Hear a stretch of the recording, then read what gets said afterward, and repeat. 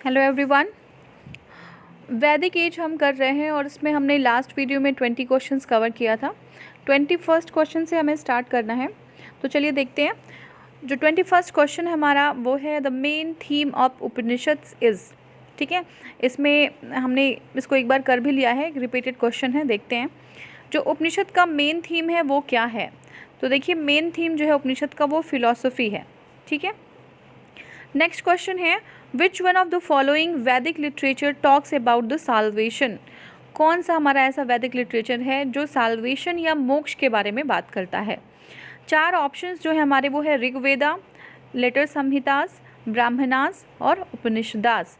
ठीक है, चारों जो हमारे आपके वैदिक लिटरेचर हैं उसमें से साल्वेशन की बात जो है उपनिषद में की गई है।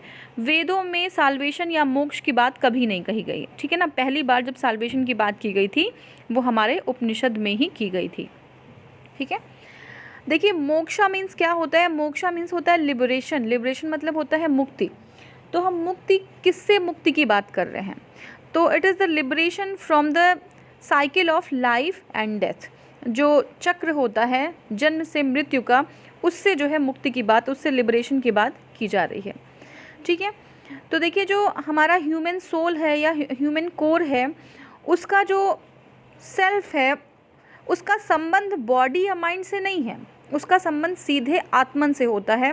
और आत्मा जो है मुक्ति के मार्ग पे चलना चाहती है, वो मुक्ति को खोजती है, लिबरेट होना चाहती है। ठीक है, नेक्स्ट हमारा क्वेश्चन है famous dialogue between Nachiketa and Yama is mentioned in the. जो फेमस डायलॉग है नचिकेता और यम का वो कहाँ पे जो है मेंशन किया गया है। फर्स्ट जो हमारा है ऑप्शन वो है Brihadaranyaka Upanishad, B is Chandogya Upanishad, C is Kathopanishad, D is Kenopanishad. तो कौन से उपनिषद में नचिकेता और यम को मेंशन किया गया है, तो ये है कठोपनिषद। अब इसकी पीछे एक स्टोरी है, देखते हैं। देखिए Kathopanishad is the story of conversation between the Yama lord of death and Nachiketa. जो यमा मतलब यमराज और एक छोटा बच्चा होता है 12 ईयर्स का एक बच्चा जो अपना गृह त्याग कर देता है। उसके मन में एक इच्छा होती है ये जानने की कि डेथ क्या होता है, डेथ का अर्थ मतलब क्या होता है, उसका मीनिंग क्या होता है, मृत्यु का क्या अर्थ है, और उससे रिलेटेड बहुत सारे क्वेश्चंस होते हैं। तो जो मृत्यु के भगवान होते हैं जिनको यमराज कहते हैं, उनकी खोज में वो बच्चा अपना गृह त्याग करके निकल जाता है। यम उनको मिलते हैं, यमराज उनको मिलते हैं नचिकेता को, और उनके बीच में वार्तालाप होती है, उनके बीच में जो बातें होती हैं उनको जो है एक उपनिषद है कठोपनिषद, उसमें जो है सारी चीज़ें मेंशन की गई हैं। तो कठोपनिषद को कथा उपनिषद कहते हैं, लेकिन साथ में बोलते जब इसको है तो इसको कठोपनिषद भी बोलते हैं। ठीक है ना, नेक्स्ट जो हमारा है वो है नचिकेता के बारे में ही कि नचिकेता का मेंशन कहाँ किया गया है। तो देखिए अथर्ववेद है, शतपथ ब्राह्मण, और आपका बृहदारण्यका उपनिषद या कठोपनिषद। तो अभी हमने जस्ट इसको हमने देखा कि कठोपनिषद में जो है मेंशन किया गया है यम और नचिकेता का, यहाँ पे नचिकेता की बात पूछी गई थी। ठीक है, नेक्स्ट जो क्वेश्चन है वो है king Ashwapati of the Vedic period Upanishadic period was the ruler of. ठीक है ना, जो किंग अश्वपति थे जो उपनिषद के टाइम के राजा थे, वो कहाँ के राजा थे। ठीक है, ऑप्शन जो हमारा है वो है काशी, केकेया, पांचाला और विदेहा। ठीक है, देखते हैं। जो देखिए हमारे उस टाइम भी जो उपनिषद का समय था, उस टाइम भी जो कुछ क्षत्रिय राजा थे वो बहुत बड़े विद्वान थे, वो ग्रेट स्कॉलर्स हुआ करते थे, वो फिलोसफर्स हुआ करते थे। तो उनमें से कुछ जो रूलर्स थे उनको हम देखते हैं। देखिए किंग जनक ऑफ विदेहा, जो विदेह के जो है राजा थे जनक, यानी कि सीता माता के पिताजी जो थे जनक थे, वो भी एक बहुत बड़े स्कॉलर थे, बहुत ही विद्वान थे, एक फिलोसोफर थे। ठीक है ना, दूसरे जो थे वो थे किंग प्रवाह जबाली। ठीक है, ये प्रवाह जबाली कहाँ के थे, ये पांचाल के थे। ठीक है, नेक्स्ट हम देखते हैं अश्वपति ऑफ केकेया, जिनकी बात करी गई है, जो हमारा क्वेश्चन है। ठीक है, अश्वपति ऑफ केकेया। दूसरे हैं किंग अजातशत्रु ऑफ काशी। ठीक है, Ashwapati was the kshatriya king, he was well known for the learned teacher of the age. ठीक है ना, Kekaya kingdom was situated on the bank of river Beas east of the Gandhara kingdom, king Ashwapati rule Kekaya when the Janaka was the king of Videha. तो मतलब क्या है कि जो केकेया थे और जो जनक थे, ये जो अश्वपति थे केकेया के और जो जनक थे, ये दोनों जो है एक दूसरे के कंटेम्प्रेरी थे।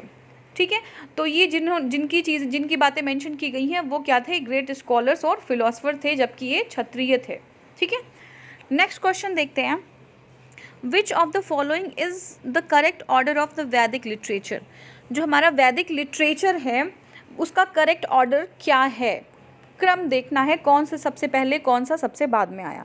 ठीक है, तो देखते हैं। देखिए, जो वैदिक संहिता है वो सबसे पहले है वैदिक संहिता, ब्राह्मणास, आरण्यकास और उपनिषद्स। तो यही इसका क्रम है, वैदिक संहिता, ब्राह्मणास, आरण्यकास एंड उपनिषद्स। ठीक है, एक्सप्लेनेशन देखते हैं। Each of the Vedas are divided into 4 parts. सारे जो वेदास हैं उनको 4 पार्ट में डिवाइड किया गया है। ठीक है, जो हमारा करेक्ट ऑर्डर है वो संहितास पहले आता है, फिर ब्राह्मणा, फिर आरण्यक और फिर उपनिषद। ठीक है, Samhita and Brahmana form the karmakanda segment of the Veda. जो हमारे संहिता और ब्राह्मणा जो है एक साथ मिलके कर्मकांड वाला सेगमेंट जो है वेद का बनाते हैं। आरण्यका एंड उपनिषदा फॉर्म द ज्ञान Kanda segment of the Vedas. तो 2 तरीके के कांड हैं, कर्म कांड और ज्ञान कांड। जो हमारा संहिता और ब्राह्मण है वो कर्म कांड के बारे में है, और जो हमारा ज्ञान कांड के जो बारे में है वो है आरण्यक और उपनिषद। ठीक है, they explicitly focus on the philosophy and the spirituality. अभी हमने जस्ट देखा कि फिलोसफी की बातें कहाँ होती है, उपनिषद में होती हैं। तो जो हमारा उपनिषद और आरण्यक है वो इस फिलॉसफी और स्पिरिचुअलिटी की बात करता है। ठीक है, नेक्स्ट देखते हैं। The river most mention in the early वैदिक लिटरेचर। जो अर्ली वैदिक लिटरेचर में कौन सी ऐसी रिवर थी जिसका बहुत बार, सबसे ज़्यादा बार उनका मेंशन किया गया है। ऑप्शंस देखते हैं। ए है Sindhu, B is Sutudri, C is Saraswati, D is Ganga. ठीक है, तो सबसे ज़्यादा जो बहुत बार, सबसे ज़्यादा बार मेंशन की गई है वो है सिंधु। याद रखिएगा, सिंधु। ठीक है, Sindhu river was the most important river during the Vedic period, that is why it is mentioned most times in the Rigveda. ठीक है, बहुत बार मेंशन किया गया है ऋग्वेद में। Sindhu river due to its economic importance was called as the Hiranyani. ठीक है, इकोनॉमिक इंपॉर्टेंस, आर्थिक रूप से सिंधु रिवर का बहुत महत्व था, क्योंकि इसी के थ्रू जो अदर कंट्रीज़ में जो ट्रेड वगैरह हुआ करती थी सिंधु रिवर से, तो इनका जो इकोनॉमिक इंपॉर्टेंस था वो ज़्यादा था, इसलिए इनको हिरयानी भी कहते हैं। It is the place of terminating referred as the Parvat which means Arabian sea. Saraswati river was the most pious river of the Rigvedic Aryans called as the Naditama. अब यहाँ पे देखिए 2 चीज़ें हैं। एक तो क्या है कि कौन सी रिवर सबसे ज़्यादा बार मेंशन की गई है मोस्ट ऑफ द टाइम्स। ठीक है, कौन सी की गई है, तो वो आपका क्या हो जाएगा, वो हो जाएगा सिंधु। ठीक है ना, सिंधु नदी। और सबसे पवित्र, ठीक है ना, सबसे पवित्र जो नदी है हमारी वो हमारी है सरस्वती। ठीक है ना, सरस्वती जो है वो सबसे पवित्र नदी है। ठीक है, तो सरस्वती को हम क्या कहते हैं, नदी तमा। याद रखिएगा, सरस्वती को कहते हैं नदी तमा, और जो सिंधु है उसको क्या कहते हैं, हिरयानी। क्यों, क्योंकि इकोनॉमिक इंपॉर्टेंस बहुत ज़्यादा था इस नदी का। नेक्स्ट क्वेश्चन देखते हैं। Vedic river Asikni is identified with which one of the following rivers. जो अस्किनी है उसको किस रिवर से हम आइडेंटिफाई करते हैं, अस्किनी। ऑप्शंस देखते हैं। ऑप्शन है ब्यास, रावी, चेनाब और झेलम। बिल्कुल याद रखिएगा, क्योंकि मैच करने के लिए भी आता है। तो अस्किनी को हम चेनाब से रिलेट करते हैं। ठीक है, अस्किनी को किससे रिलेट करते हैं, चेनाब से। एक्सप्लेनेशन देखते हैं। Vedic river Asikni is identified with the present day river name as Chenab. Chenab जो हमारी अभी इस समय जो रिवर है उसको प्राचीन काल में अस्किनी के नाम से जाना जाता है। Was popularly known as the Chandrabhaga. Popularly उसको हम क्या बोलते थे, चंद्रभागा। ठीक है ना, अभी चंद्रभागा बोला जाता है।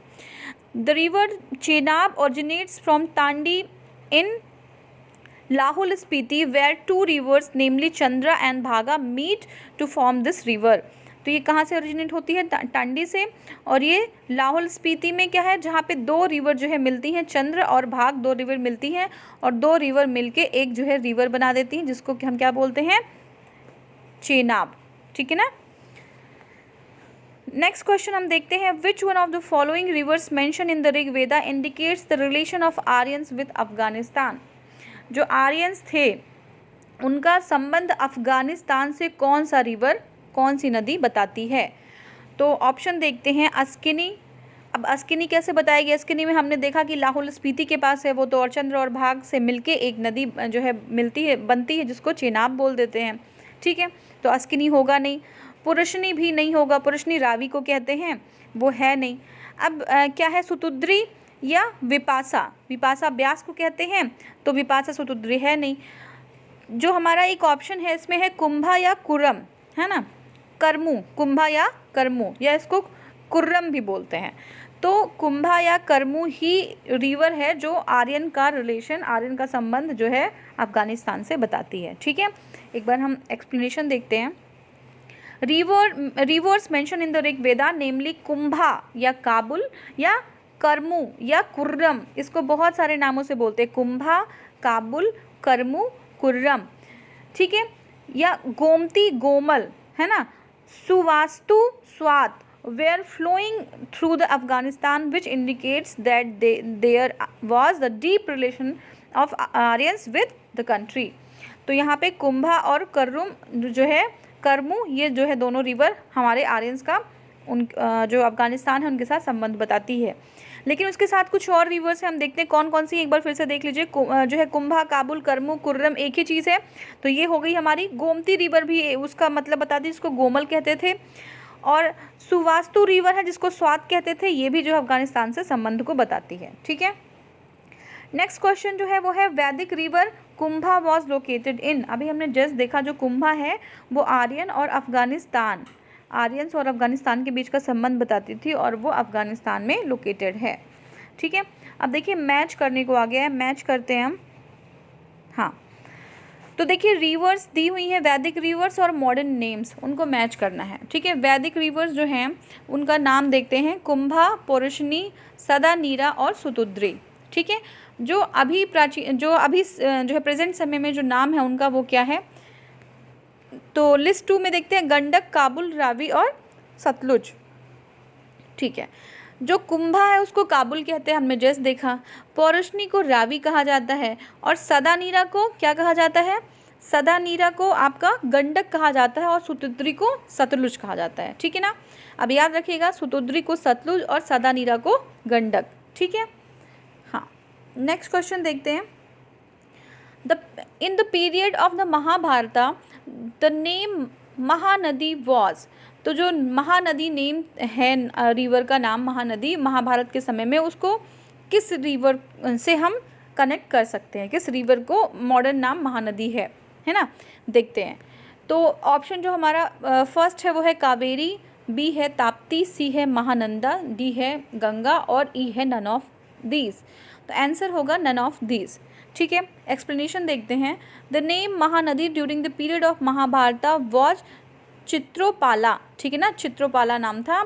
इन the Bhimsa festival of Mahabharata the Chitropala river is praised as the Punyadayini, ठीक है ना। चित्रोपाला जो रिवर थी उनको हम क्या बोलते थे, पुण्यदायिनी, पुण्य को प्रदान करने वाली। एंड सिन वासिनी, उनको सिन वासिनी भी कहते थे। तो चित्रोपाला रिवर को हम जो है कनेक्ट कर सकते हैं कौन से रिवर से, जो महानदी है, ठीक है। बाकी सारे ऑप्शंस रॉन्ग हैं यहाँ पे। और यहाँ पे जो चित्रोपाला रिवर है उनको पुण्यदायिनी या सिनवासिनी पूछेगा एग्जाम में कि पुण्यदायिनी और सिनवासिनी रिवर किसको बोलते हैं, जो चित्रोपाला रिवर या महानदी रिवर, ठीक है। जो इंडिया के लोग थे वो चित्रोत्पला रिवर का जो नदी है वहाँ का पानी पीते थे। तो यहाँ पे देखते हैं, the Mahanadi has been called the Chitrotpala Ganga in the Mahoba copper plate of Someshwar Dev, ठीक है। तो महानदी को सोमेश्वर देव का जो आपका कॉपर प्लेट का जो है कॉपर प्लेट का मेंशन किया गया है वहाँ पे सोमेश्वर देव में, तो उसको जो है चित्रोत्पला गंगा भी कहते हैं महानदी को, ठीक है। नेक्स्ट जो क्वेश्चन है वो हम देखते हैं। विच of the following custom emerge during the text, इसमें कुछ मिस प्रिंट दिख रहा है, देखते हैं। विच of the following custom emerge during the नहीं, टेट्राड है। Which of the following custom emerge during the tetrad post वैदिक पीरियड। ठीक है ना, टेट्राड मतलब क्या होता है, 4 चीज़ें पोस्ट वैदिक पीरियड। टेट्राड किनको कहते हैं? ठीक है, ऑप्शंस देखते हैं। धर्मा, अर्थ, कामा, मोक्षा। बी है ब्राह्मण, क्षत्रिय और वैश्य एंड शूद्रा। सी है ब्रह्मचर्य, गृहस्थाश्रम, वानप्रस्था और संन्यासा। डी है इंद्र, सूर्य, रुद्र एंड मारुता। तो देखते हैं, हमारा जो ऑप्शन सी है दैट इज़ करेक्ट। और जो हमारा टेट्राड है उसको हम क्या कहते हैं? ब्रह्मचर्य, गृहस्थ, वानप्रस्थ और संन्यास आश्रम को हम टेट्राड कहते हैं पोस्ट वैदिक टाइम में। अब देखते हैं, according to the ancient Hindu scriptures during the Vedic period the Hindu tradition recognized 4 stages of ashramas. 4 ashram हुआ करते थे।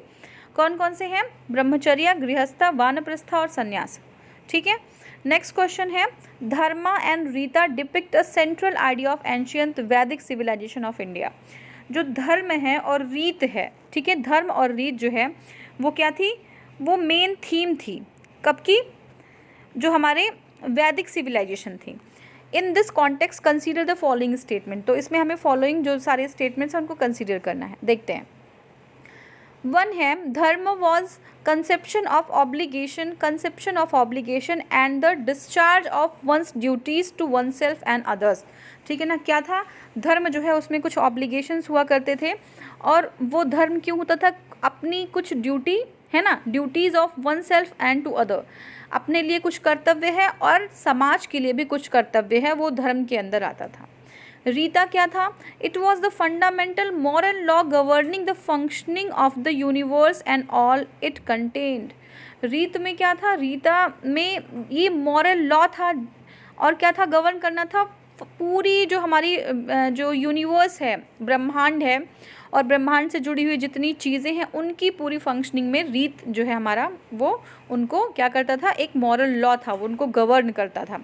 धर्म क्या है? अपने और अपने समाज के लिए जो दायित्व है वो धर्म में।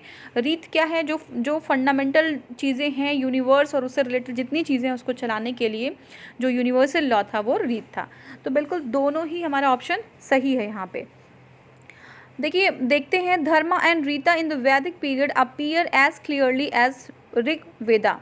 ठीक है, देखिए, usually dharma signifies comic ordinance often in connection with the sense of the nature और डिवाइन लॉ।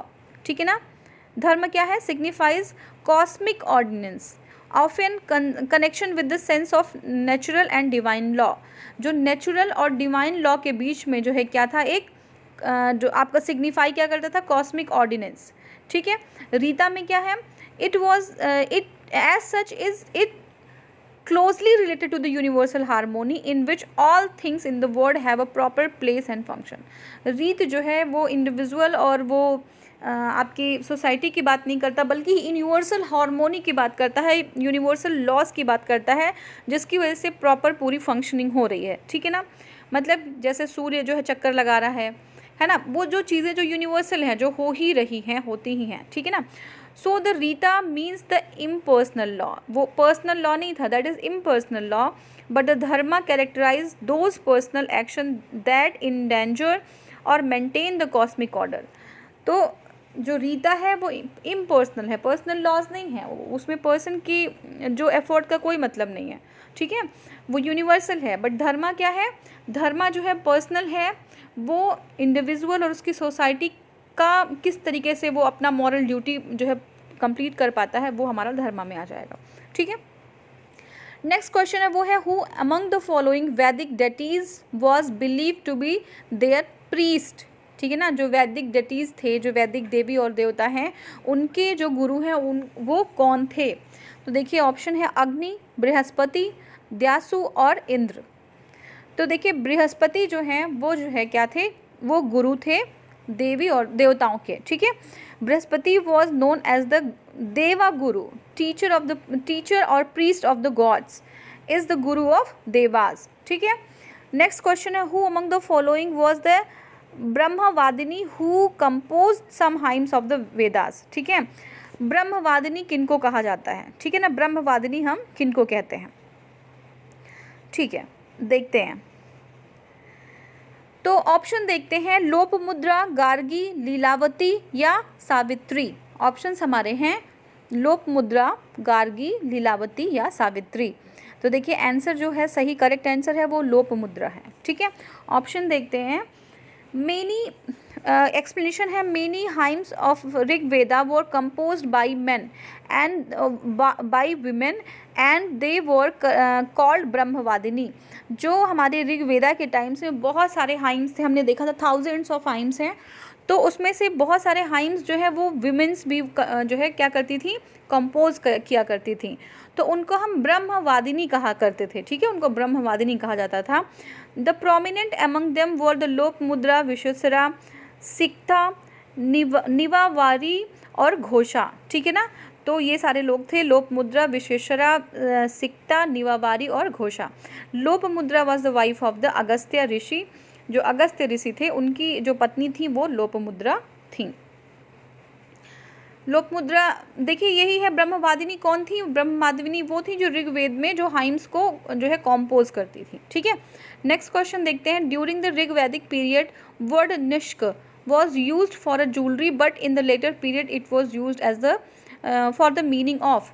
तो जो निष्क था वो पहले ऋग्वैदिक टाइम पे वो ज्वेलरी, किसी ज्वेलरी को निष्क कहा जाता था, लेकिन बाद में उसका संबंध किससे है?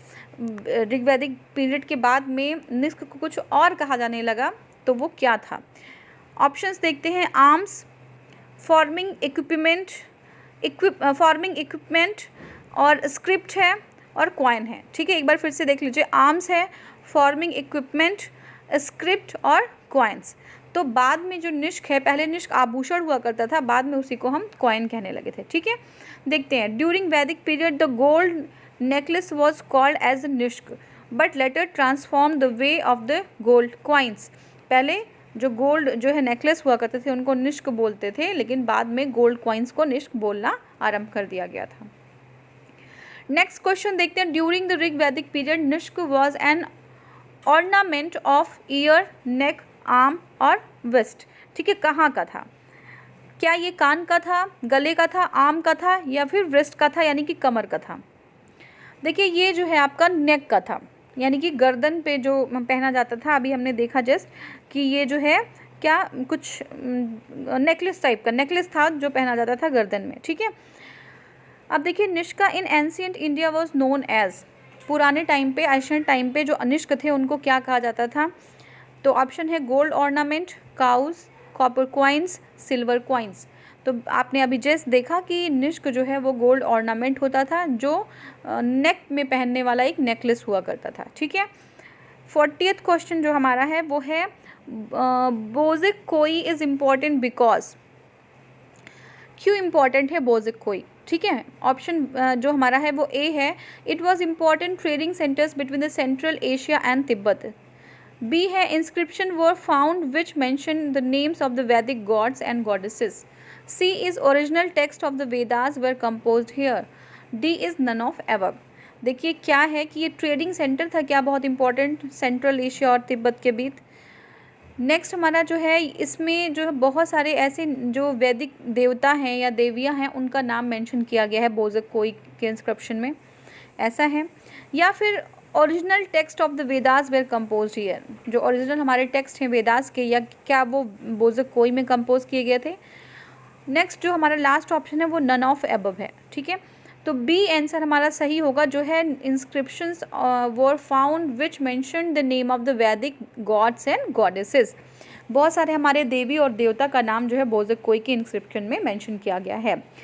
देखिए बोजिक कोई का जो इंस्क्रिप्शन है वो कहाँ पे, एशिया माइनर या टर्की में हम देखते हैं वो बोजिक कोई वहीं पे जो है वहाँ पे उनका जो बोजिक कोई का इंस्क्रिप्शन मिलता है। ये इंपॉर्टेंट क्यों है? क्योंकि यहाँ पे 4 हमारे वैदिक देवता का वर्णन मिलता है, उनका नाम वहाँ पे मिलता है। तो देखिए वैदिक देवता, कितने वैदिक देवता, वैदिक गॉड्स का नाम है 4। एग्जाम में ये भी आ सकता है 4, 5, 6, 8 जो भी, तो 4 ही वैदिक गॉड्स का जो है वहाँ पे नाम मेंशन है। या फिर इस तरीके से पूछेगा कि कौन कौन से देवताओं का नाम मेंशन था या फिर किसका नाम उसमें नहीं था, समझ रहे हैं ना, इस तरीके से। तो आप ध्यान रखेंगे कि जो इंद्र है, वरुण है, मित्र और नास्त्या, उनका नाम जो है मेंशन है। किसका किसका, फिर से देखते हैं, इंद्र, वरुण, मित्र और नासत्य, ठीक है ना। वो जो है हमारे चारों देवता हैं जो वो बोजक कोई में जो है उनका मेंशन मिलता है। नेक्स्ट क्वेश्चन है, which of the following inscription tells about the Aryans movement of Aryan from Iran to India. तो कौन से इंस्क्रिप्शन में ये जो है हमें मेंशन मिलता है कि आर्यंस का जो मूवमेंट है वो ईरान से इंडिया में हुआ है। देखते हैं, ऑप्शन ए है मनसेहरा, बी है शहबाजगढ़ी, सी है बोजक कोई और डी है जूनागढ़। तो देखिए अभी जस्ट हमने बोजक कोई में देखा कि 4 हमारे देवता थे, इंद्र, वरुण, मित्र और नासत्य, ये सारे लोग मेंशन थे। और इसमें साथ ही साथ ये भी मेंशन है कि जो आर्यंस हैं उनका मूवमेंट ईरान से इंडिया की तरफ हुआ है। नेक्स्ट क्वेश्चन है और लास्ट क्वेश्चन है, an inscription of 14th century BC which describes the Vedic god has been found in, ठीक है ना। कौन से 14th century के BC के इंस्क्रिप्शन में वैदिक गॉड्स का मेंशन मिला हुआ है, ठीक है ना। तो अब ये है एक बट्टना और बोजक कोई, बेबीलोन और बिसोटुन, किस में जो है मेंशन है। तो अभी हमने जस्ट देखा कि एक बटना में या बेबीलोन में या बिसोटुन में नहीं मेंशन है, बल्कि ये बोजक कोई में मेंशन है। तो बोजक कोई inscription which mention the 4 Vedic gods namely Indra, Varuna, Mitra and Nasatya is the 14th century BC। कब की है ये, 14वीं जो है सेंचुरी BC की ये है, ठीक है। It is important in Indian history because inscription of 14th century BC was discovered here, ठीक है ना। तो इंडिया के लिए क्यों मेंशन है, क्योंकि यहाँ के चारों देवताओं का नाम है और 14वीं सेंचुरी में इसको डिस्कवर कर लिया गया था, ठीक है। तो हम यहाँ पे इसको क्लोज करते हैं। नेक्स्ट में हम 20 क्वेश्चंस के साथ और उसके एक्सप्लेनेशन के साथ फिर से आएंगे। Thank you so much for watching. Thank you.